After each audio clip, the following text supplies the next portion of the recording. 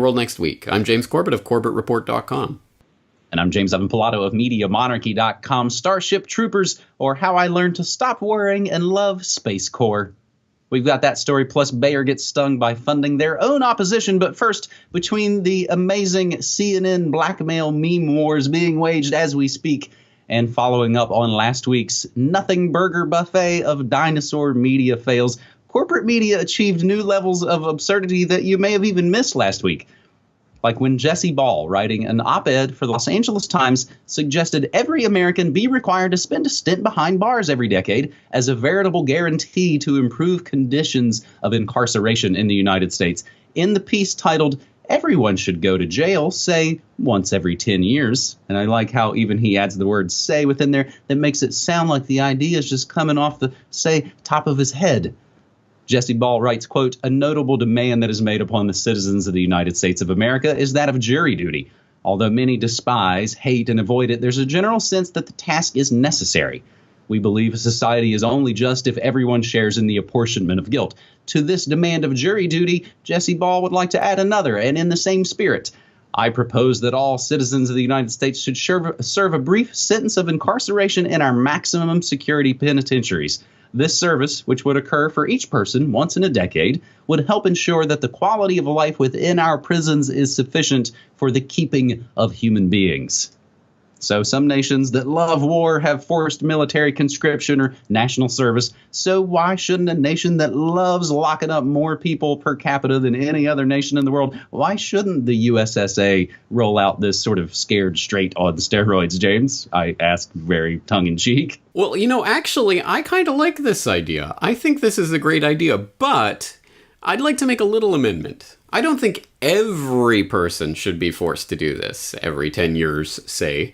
I think maybe it should just be the criminal psychopaths who want to go into positions of power over other people, i.e. politicians. Just politicians should have to serve time in a maximum security penitentiary for, say, 10 years before they go into office. If they just serve 10 years in maximum security prison before going into office, it's still not ideal. I'm still an anarchist. I still think we should transition out of the infantile need for leaders to govern our society. But in the meantime, if we just throw all would-be politicians in jail for 10 years after they win the election on election night, you have some police take them away, shove them in a prison cell. Maybe not just maximum security. Maybe we actually need to put them in the hole, put them in solitary for 10 years, and then they can come out and see how best they can govern the country based on that knowledge that they've acquired. Yes, this is a stupid idea. The fact that this gets space in the Los Angeles Times just goes to show how utterly ridiculous and useless and meaningless the LA Times and all of their MSM cohorts have become in this era, because I think there was a time in which if there was an op-ed in the Los Angeles Times, that might have meant something and might have sparked a conversation in the population. Now it is just fodder for ridicule on the internet, which is about what the MSM should be anyway.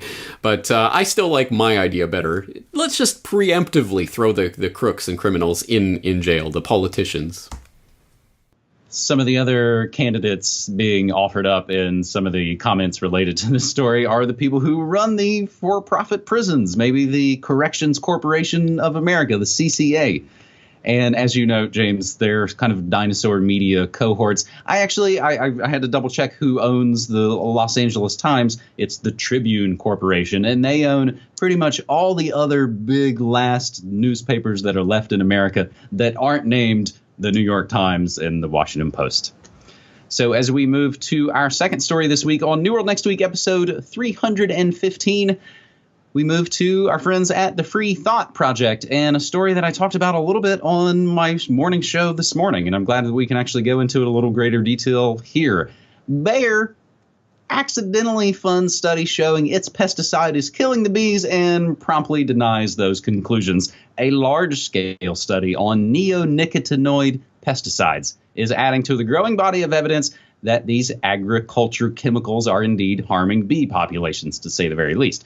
Carried out at 33 sites in the United Kingdom, Germany, Hungary, The study found that exposure to neonicotinoids, quote, left honeybee hives less likely to survive over winter, while bumblebees and solitary bees produced fewer queens, end quote. Bayer and Syngenta, both the big makers of neonic pesticides who stand to reap massive profits if Europe lifts the neonic ban, promptly disputed the researchers' conclusions, even though they partially funded the study. The authors note that this is the first real-world experiment demonstrating direct causation between neonics and reduced bee populations and is consistent with other findings. And we will, of course, include the links to that original research entitled Country-Specific Effects of Neonicotinoid Pesticides on Honeybees and Wild Bees. James, we've kind of been covering the Bayer Monsanto monstrosity for a while. Even as recently as just a couple of weeks ago with our story, China pushes public to accept GMO as Syngenta takeover nears. Do we now just add this more proof to the towering stack of proof against the chemical food pharma cartels? Well, we certainly add it to the stack, although I don't think this is just another story on that stack. It's a particularly important one because, as has been pointed out quite a bit over the past decade of this mass colony disorder die-off syndrome, the bees are exceptionally important to pollination of so many of the food crops that we all enjoy on a regular basis, that this is not just another story. This is a very important story for the world, generally speaking. And it is a hardening story in some ways, because at least it shows that the scientific method can win out, even despite the funding, the nefarious funding that comes from these corporations for usually whitewash purposes. Well, in this case, the whitewash was not applied, so that is something to be thankful for. On a related note to something that we talked about a couple of weeks ago, I remember we were talking about how the CRISPR gene editing tool isn't quite as laser-like precise as they like to say. Well, guess what? Surprise, surprise, update from gmwatch.org. Gene editing companies attack research revealing unintended CRISPR effects, talking about how two companies that are heavily invested in CRISPR are basically going after the journal that published that story that revealed that CRISPR is not quite so precise. So that's generally how this goes. Not only do they fund the studies they want, but they also attack the studies they don't like. So let's brace and wait for Bayer to start attacking this study and trying to smear the scientists behind it, as they always do. But at any rate, here it is, and it is exceptionally important. Now, that story that you're citing from does say that the Bayer and Syngenta, who make these neonic pesticides, stand to reap massive profits if Europe lifts their ban on neonicotinoid pesticides. Now, that in some ways is like, oh, yay, thank you to the European Union for being the stalwarts and banning this thing. But again, as always, if you're just crossing your fingers and hoping that the regulators sitting in the clouds will regulate things in the right way for you, then you're doing it wrong. You have to start taking the responsibility to source your own food products in a way that you know that neonic pesticides are not being used in their production. If you do not know, if you are just blindly buying things in a supermarket, you are contributing to this problem. It is up to every one of us to source foods that we know how they are grown and produced. And that isn't easy to do in a supermarket. It's a lot easier to do at a farmer's market or in when you have a garden in your own garden. That's why. That's one of the many, many reasons why we have to start bringing this down to the local level and shaking hands with the people who grow your food so that you can look them in the eye and you know who they are and you know what they're using and you can make it known that you will not support the use of these types of pesticides. And that's the only thing that will ever have an effect on this. And that's why we've won the battle against the bovine growth hormone milk and other things that have disappeared from the shelves because people refuse to buy it. And it's not so easy with pesticides because that's not direct. You don't directly know that about the product, but that's the point. You don't know what goes into these products. So that's why we have to, again, bring it down to local level and know what is going into our foods so that we can have some degree of say over this and not wait for the regulators on the clouds to make the decisions for us. Well, now is the perfect time for that. We're right here, just as you know, summer's getting kicked off. I'm sure everybody has a farmer's market probably near them this coming weekend, if not much, much sooner. So that's the time, that's where the rubber meets the road. That's where the action happens, when you kind of hit the streets and go out and support those places. Or Like we also like to say, make your refrigerator be like your medicine cabinet, or your medicine cabinet be your refrigerator. James, there's a parallel story kind of developing in the UK right now that I also talked about on my show this morning that had to do, again, with, wouldn't you know it, with Bayer. It has to do with the AIDS tainted blood and the long-running Factor VIII scandal. New documents show that as the UK's National Health Service's tainted blood was killing thousands, they were also planning to use those victims as guinea pigs for further research and development. That story brought to us by our friend Ray Vahi, who's also behind great things like BitChute.com, some of the solutions, ways that we are winning. James, are you ready for our third and final story this week? Let's blast off. We blast off to space, as we seem to at least regularly do here on New World Next Week.